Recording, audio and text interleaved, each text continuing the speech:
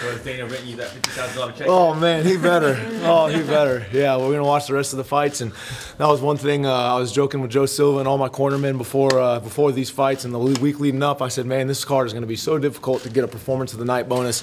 You got Uriah Faber on it, obviously. You got my boy Gilbert fighting, you know, this Mr. Showtime Anthony Pettis, and then you got the two studs at welterweight, and you know, I think I just wrote myself the check. I don't know. Raquel Pennington's performance was pretty damn impressive too, so we'll see how the rest of the night goes. How did you feel in there after such a long hiatus?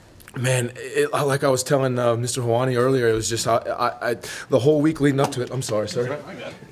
The whole week leading up to it, I've just been so much more calm than I was in my previous fights, and usually I'm real fired up, and you know, there was moments where I definitely had a lot of emotional energy, but for the most part I was calmer than I thought I was going to be, and it was just kind of a peace of mind knowing that everything that I had been through since the last time I had stepped in the cage just you know, brought me a lot of strength, and you know, my experiences and my memories carried me through the night and through the week, and it happened just how I envisioned it in my head. You know, I'd seen that, just, I'm not exaggerating, literally millions of times, probably 1,000 times a day, you know, for the last several hundred days, just over and over and over, just imagining knocking them out and walking away, and being able to finally celebrate and have all my hard work pay off, and you know, it finally did. Finally did. How does exactly feel the moment of the impact? The moment of the the moment of the impact, I knew right away. You know, I knew right away. I knew, and I was just telling my corners before then. I always wanted a head kick knockout, and I always wanted a walk away knockout, like a Mark Hunt style. You know, just the confidence that the impact of the strike would put him to sleep, and it did. And I started celebrating, and I looked at Herb Dean just for a split seconds, just to make sure I didn't have to follow up. And I looked back at Eddie, and he was out, and he was out for you know, a good little bit afterwards. So I wanted to check on him and make sure he was okay too.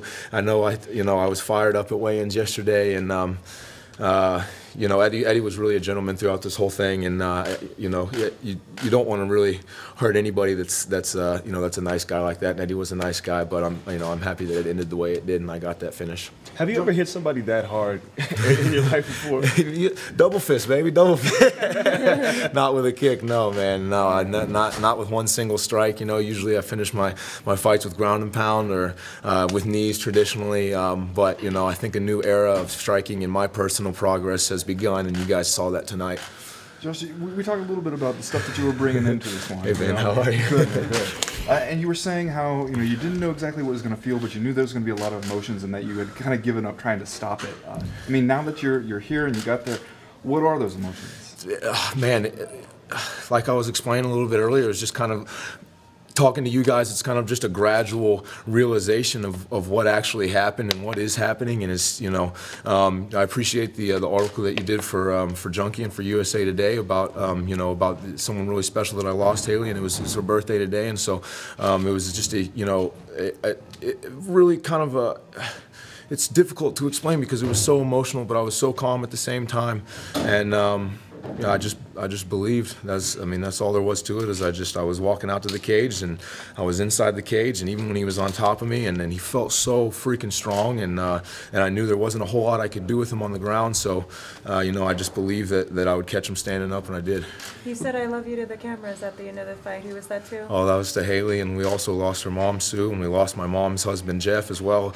I mean, the whole last 18 months has just been one huge life lesson, and my coach, Master Cesar's son. You know, I mean, everything that we've been through since the last fight has been a big lesson in mortality and life and death and the things that I need to do while I'm here on Earth, and it brought me a whole lot of. You know, it just brought me a confidence that, you know, that I had done every single thing I could in preparation, and either it was going to happen or it wasn't, but I did everything that I could do, you know, to prepare for it, and you know, we walked away the victor. Talking to one of your coaches, he was saying how he felt like, you know, maybe it was important for you to have this fight, and especially on this date, to kind of help put some of that stuff in the past and move forward to the next period of your life. I mean, does it feel like closure on anything now? This fight was absolutely a vehicle for closure for me, and you know, I'm not sure exactly how it's going to feel on December 7th, on tomorrow when I wake up in the morning, but you know, it's really difficult for me to say that one chapter of my life is done, because this is a part of my life. You know, Haley will always be a part of my life, and the other special people that I've lost will always be a big part of me. But you know, this is you know, at least a step forward in the right direction that I can you know, that I can still do things and I don't feel so crippled anymore.